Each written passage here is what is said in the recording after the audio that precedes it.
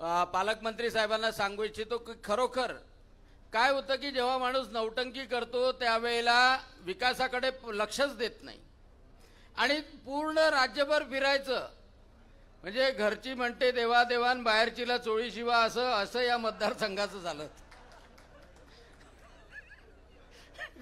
खरंच सांगतो ना, असंच झालं होतं.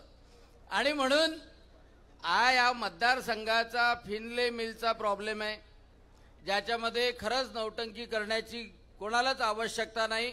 आणि देवेंद्रजी त्याच्यासाठी सिरियस आहे, गिरिराजजी सिरियस आहेत.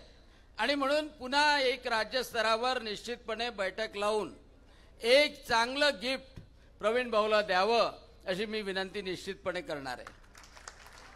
दुसरी महत्त्वाची गोष्ट बावनकुळे साहेबांच्या लक्षात आणून देतो की इंग्रजांनी या ठिकाणी मूर्ती. लोकशाही मराठी ऐका, पहा, जागरूक रहा.